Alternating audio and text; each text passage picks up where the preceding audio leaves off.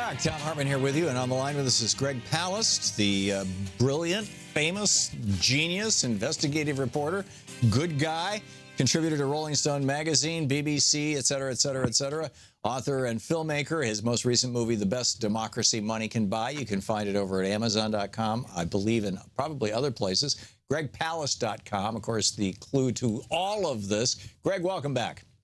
Glad to be with you, Tom. Great to have you with us. So you wrote, I saw over Truth Out this morning that you had written this, complete idiot's guide to, maybe that's not the phrase you used, but, big dummy's guide, or whatever, simplified guide to the recount in Wisconsin, Michigan, and Pennsylvania that Jill Stein is doing and that the Democrats say they've joined. What's going on?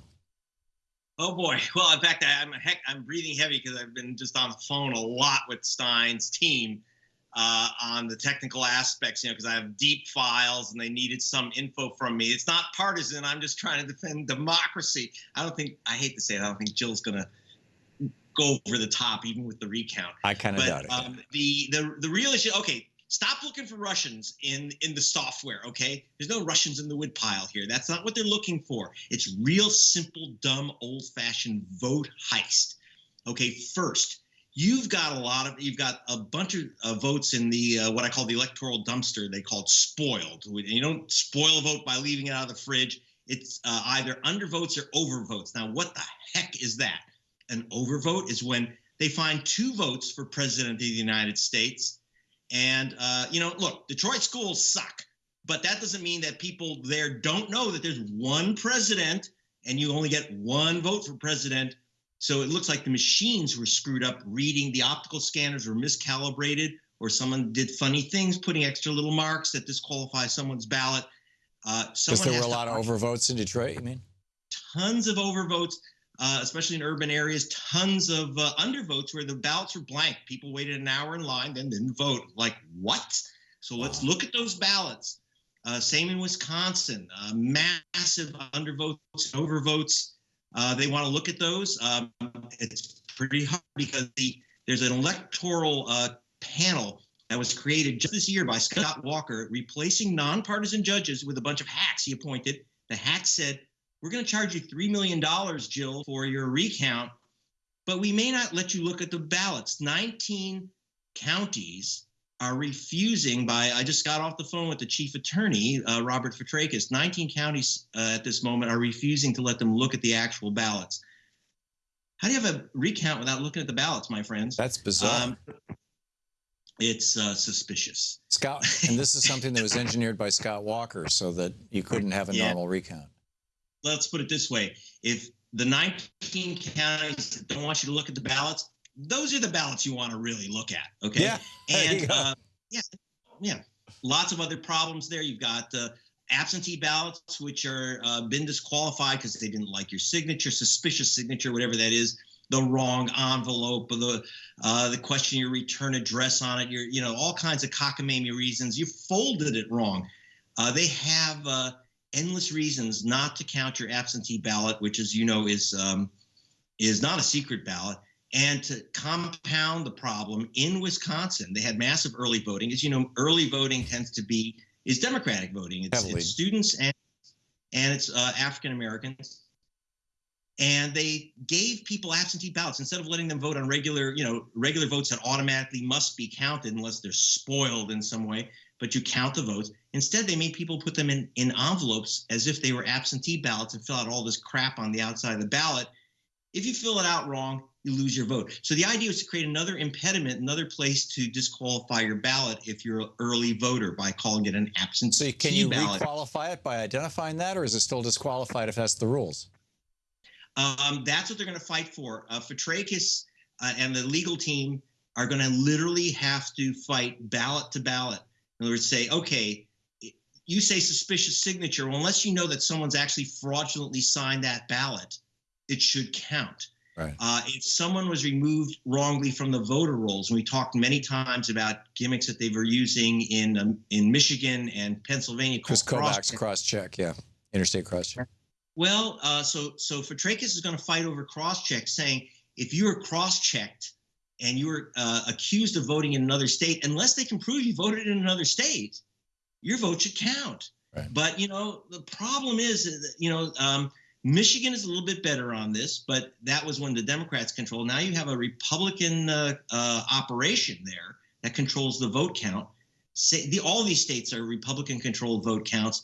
Every swing state that was controlled by Republican secretaries of state had exit polls showing Clinton won, but a final count showing Trump won. The only state where the exit polls, the final count matched of a swing state was Virginia, where Democrats control the count.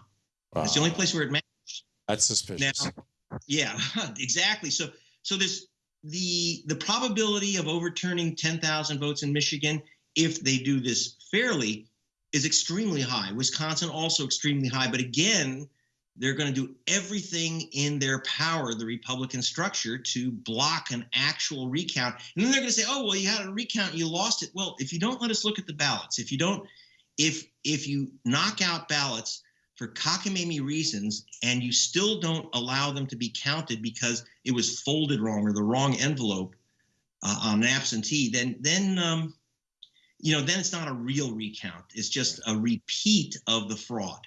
Right. It's not a measurement of the will of the people.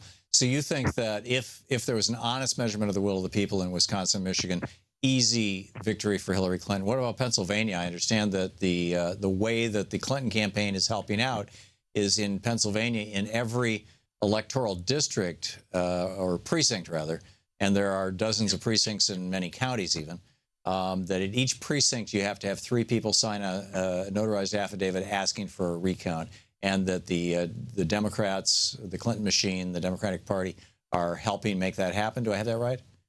Well, that's what they claim they're going to help do. But the good news, we think, according to the chief attorney at the recount, I just got a call from him, is that they think that they found some case law in Pennsylvania saying that they're not too late to demand a statewide recount demanded by a candidate. Remember, the reason Stein is doing this is that you have to be a candidate to complain that you got shafted. Right.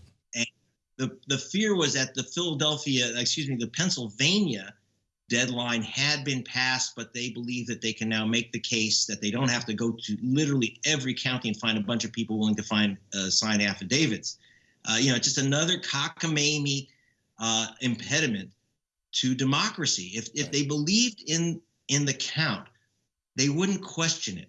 Right. Also, of course, in Pennsylvania, you got the problem that 70% of the votes are cast on what we call the push and pray machines, the DREs, which have that is the computer screen machines that have absolutely no paper backup. Some of the newer machines may be touchscreen, but they still print out a little receipt, a vote, an image of your vote.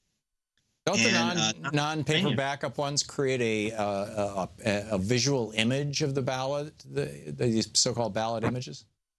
Well, they do in the new machines. In Ohio, for example, they use those machines, though they turned off the ballot imaging in Ohio. It's like just nuts. So you can't audit it, right? They have the ability to record the vote, but they don't actually.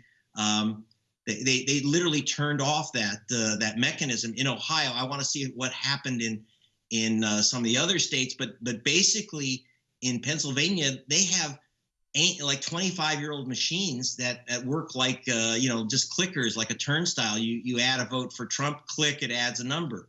I mean, it's like like using an Atari computer. Right. But they do that deliberately. They know if they use these crap computers, these old ancient machines, that they're going to lose votes, especially in low-income areas. They give them, worse hospitals, worse schools, worse voting machines. And the biggest way to steal a vote, by the way, electronically, is just have the machine jam and the memory stick gets lost and the memory gets wiped out. Bob Fitrakis, chief lawyer, has told me he's looking try to get control of the chain of custody of the counters. They suck down the information. They send them out of state to a company to count these things, to take all the little sticks and bricks and count them and then send the info back to the states. Who's holding these things? Who's in charge of these things? The memory cards, basically. Some of the software code, he does try to get some of the software code, but again, they're claiming this stuff is proprietary, and he just found case law. These again, news flashes. No one else has this information yet. That they found case law that says that they can see the code, even the proprietary code, as long as they don't make it public, they have to sign confidentiality agreements, but their experts can look at the code. Of course, that means you got to get a judge. As he says, you got to get a judge who isn't the Republican stooge. Good luck. Right. There's a few out there, I'm assuming. Yeah, there are good judges. I'm not saying that they don't exist, but you have to remember the judges are as good as the people that appoint them. Right. Good luck. Yeah, and so many have been appointed by Republicans. So just to wrap this up, Greg Palast, just a couple of questions. You suggested that this is not, just to knock down some of the conspiracy theories that are floating around. Number one, this is not an attempt by Jill Stein or the Green Party to get rich. There are very rigorous rules if you're raising money for a recount about how that money can be used. Do I have that correct? That's correct. The FEC is like super strict. You can't just be running around collecting money. It goes into a special segregated account. The FEC wants to know every single nickel you spend, that it absolutely and directly relates to the recount. There's just no fooling around here, right, unless you want to go to the can. Right. So the best anybody could do would be maybe be paid a reasonable consulting fee, but that's probably pretty much it. So what were some of the?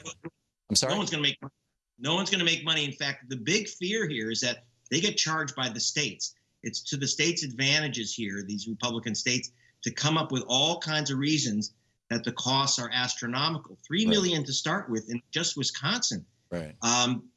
They thought it was going to be $1 million. It's already $3 million. Right. And now we're moving to Michigan. I think this thing could hit $10-20 million. Take my word for it. Because the Republicans just keep saying, "Oh yeah, we've got these 20 employees and they make $20 an hour, so you have to do that. Plus, you have to pay for their health insurance. Plus, oh by the way, they're in a building that it costs us, $5,000 a day to heat, so you have to pay for that." And they'll just keep adding these things on. Is that what you're talking about? Right. It's a pro rata share of their salaries and benefits and overheads. And they get to make it up, and they believe me, they have every reason to basically bust your bank so that you throw up your hands and don't do it. So you said you thought that if Wisconsin and Michigan were cleanly counted, that they would flip to Hillary. What about Pennsylvania? I think the problem with Pennsylvania, I think so too, because I've looked for example, Pennsylvania has about 45,000 people that were removed because of cross-check, mostly minority voters. That's just part of the. And that's larger than the margin by which Trump won, right? It's a little bit smaller, but that's one of the tricks. I mean, if you take away the votes that were miscounted, lost, the absentee ballots not counted, the massive provisional ballot count, and missing provisional ballots or rejected provisional ballots. It's such a fertile ground. It's like you can almost it's hard. It's an easy harvest if it's done right. If it's done honestly. Last question, Greg, before we hit this break. If this vote count is done, is concluded after December 19th, when the Electoral College meets and votes and presumably votes Trump as president, is there any possibility of reversing the results of the election as a result of these vote counts? Or will it simply be, is it simply for the historical record? We have 30 seconds. Well, Congress can challenge it.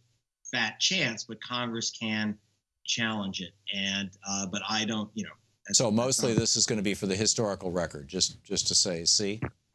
It's important for people to know how our democracy has been chewed up so we can stop it.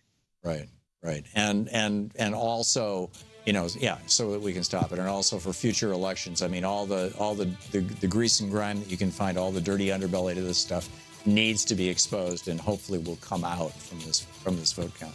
Greg Palast, you're doing great work. Investigative reporter, contributor to Rolling Stone magazine, among others, author and filmmaker. The best democracy money can buy. It's brilliant. GregPalast.com is the website. Greg, thank you. Great talking to you.